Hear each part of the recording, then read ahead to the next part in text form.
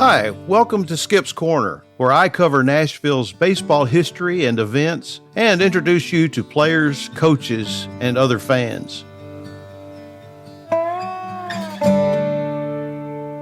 A few years ago, I had an opportunity to publish, with the help of Mike Organ from the Tennessean, a list of the top 10 most influential people in Nashville baseball history. It just occurred to me that there were influential people in Nashville's baseball area that were not necessarily the most popular or the best, but just that influenced people, particularly on the baseball field. But I published my own list, and Mike asked readers to write to me and let me know who they felt would be a good candidate for that. And I took those names, and here's the list that I came up with. I'm going to start with number 10 and go backwards here.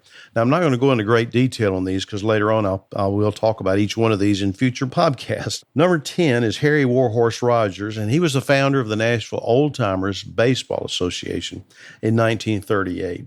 Now, that may sound like an obscure name, but as you study the Nashville Old Timers Baseball Association as an organization, they have influenced greatly baseball, amateur baseball particularly. And then Harry Warhorse Rogers was the founder of that, and he continued to be the president for some time.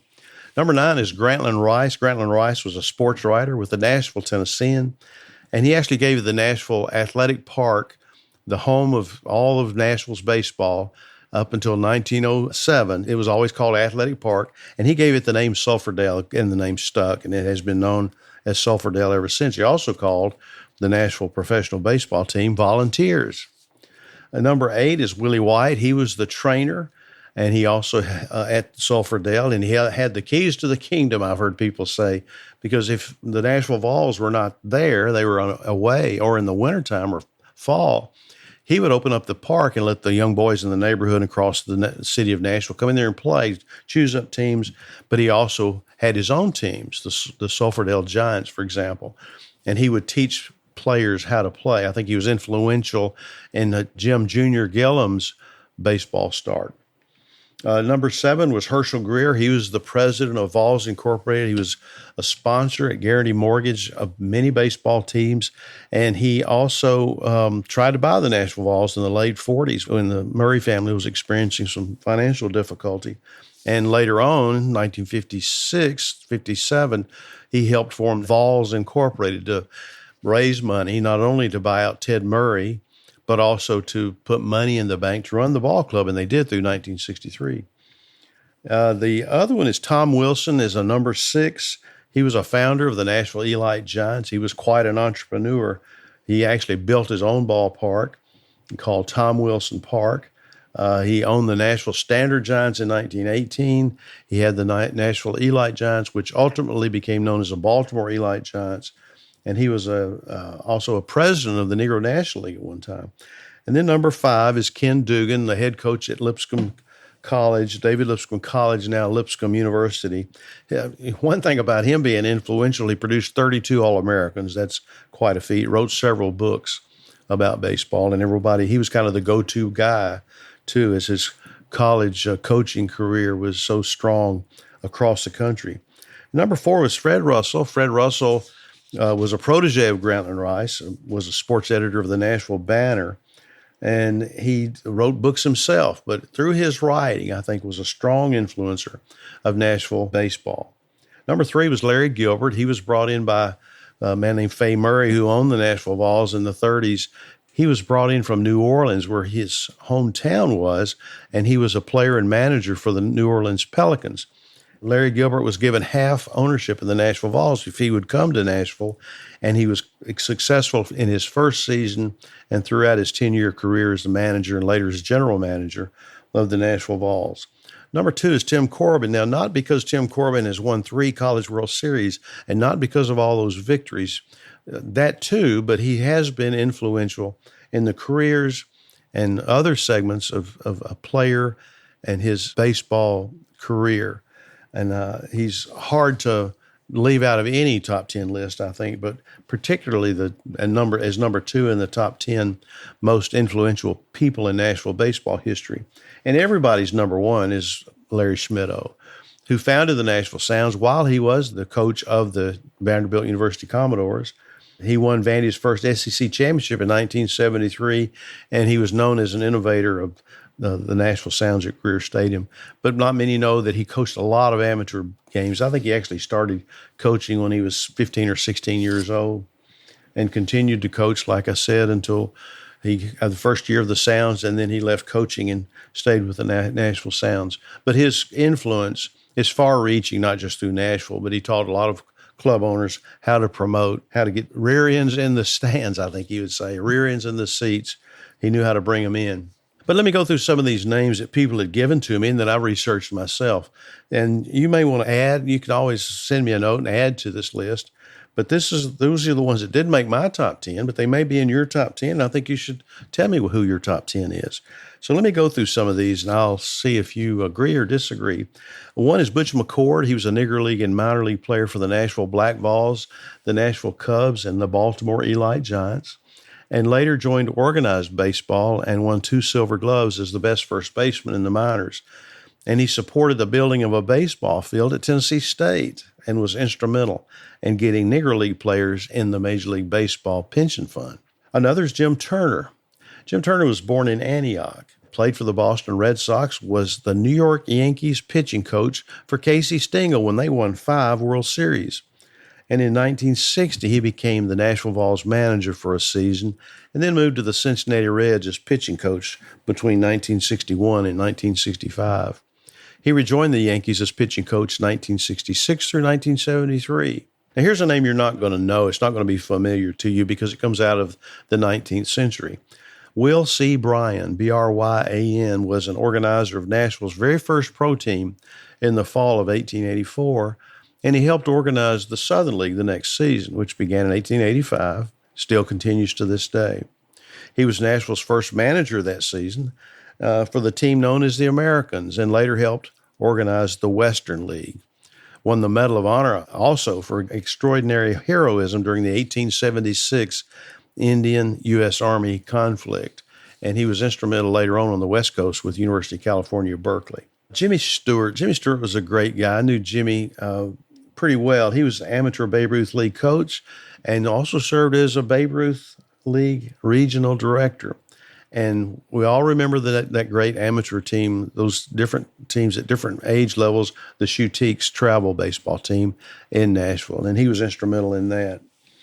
Mickey Hyder is a local player, amateur manager, and coach, continues to teach baseball lessons, and is a regional director with Perfect Game. Old Shelby Park Field number 2 was recently named in his honor as Mickey Hyder Field, and he's also very active as a executive committee meeting with the Nashville Baseball Old Timers Baseball Association.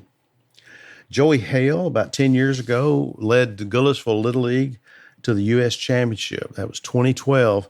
He's been a local coach for a long time and is still instrumental in that organization. Another name you may not recognize is Newt Fisher.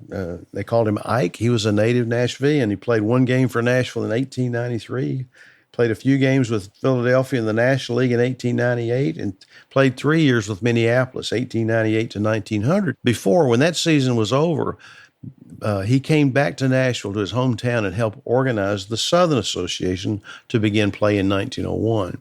And he did manage that team until 1905. And his team won the first 2 Southern Association pennants, by the way, 1901 and 1902, and was involved in the development of Athletic Park, which later became known as Sulphur-Dell. Then there's Fay Murray, and I mentioned him earlier. He brought Larry Gilbert to Nashville, but he was, as an owner of the Minneapolis Millers, he bought the Nashville Vols team in 1931 and was instrumental until he passed away in 1941 in trying to make the Nashville Vols franchise dominant in the Southern Association. And when he brought Larry Gilbert in, that's what happened. Then there's Jimmy Hamilton. He was a manager and co-owner of the Nashville Vols in the mid-20s. He was the right-hand man to Fay Murray, actually, and had a strong relationship with the Brooklyn Dodgers, and later served as a scout when he left Nashville. Everybody loved Dick Sisler. He was one of the whiz kids in Philadelphia. He hit a home run to help give the Philadelphia Phillies the pennant in 1950, the team that was known as the Whiz Kids. But more famously here, he was manager and co-owner of the Nashville Vols 1957 through 1959. He led the charge in selling Vols Incorporated stock shares to the public to keep pro baseball in Nashville, and is the son of a Hall of Famer, George Sisler. Sue Bridgeforth owned the New Era Club and sponsored a team called the New Era Giants.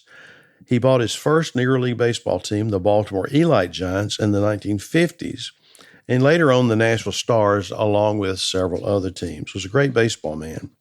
Actually played on some of those New Era Giants teams.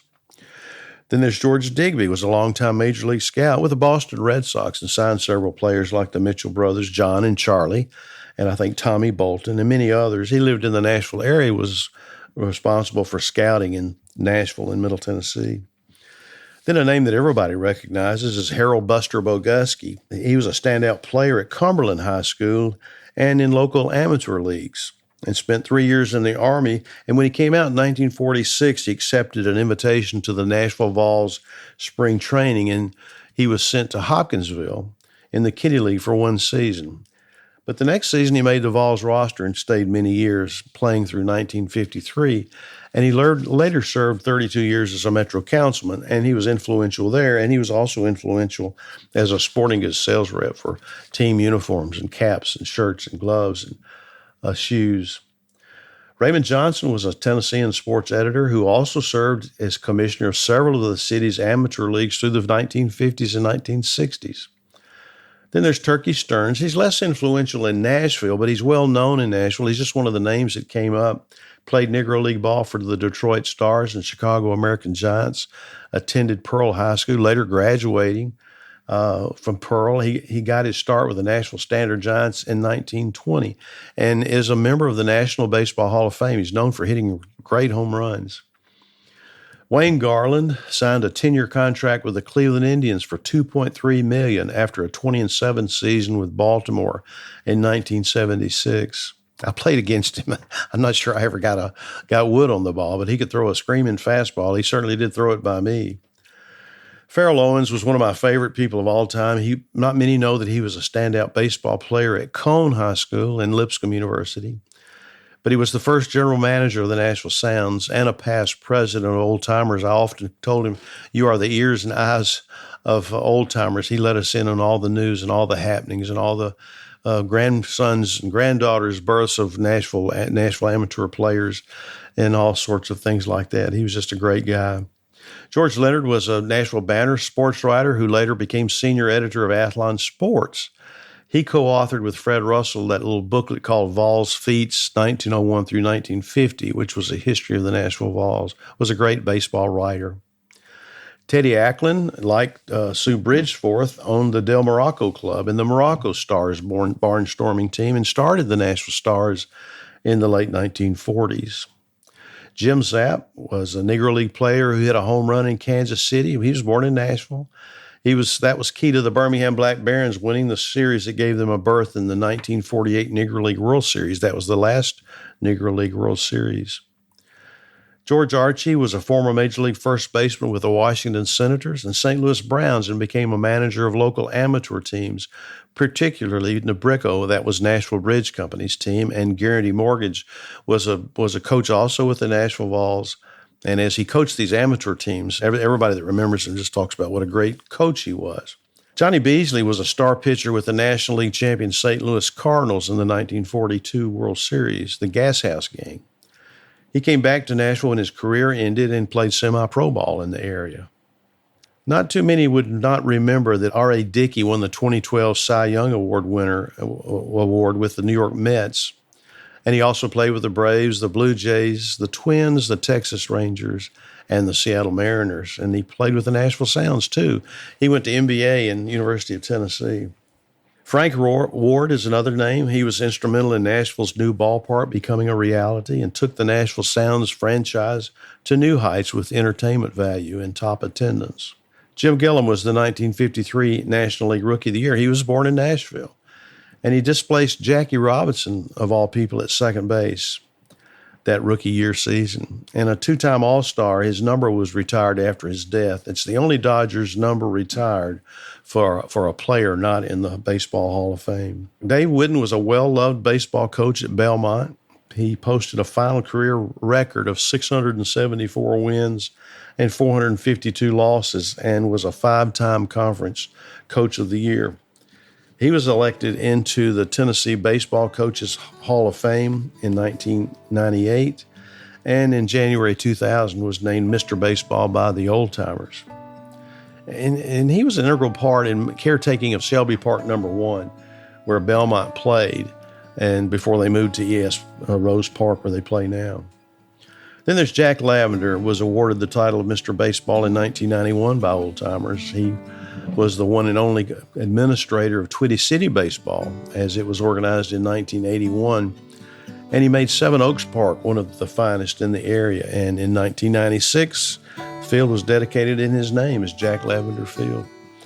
Well, there's just a few more, and I would welcome your suggestions, your thoughts, your criticisms. You can contact me at 262downright@gmail.com or on baseballinnashville.com. Go to the contact page and click on that and fill out the form and send me your thoughts. I would welcome them.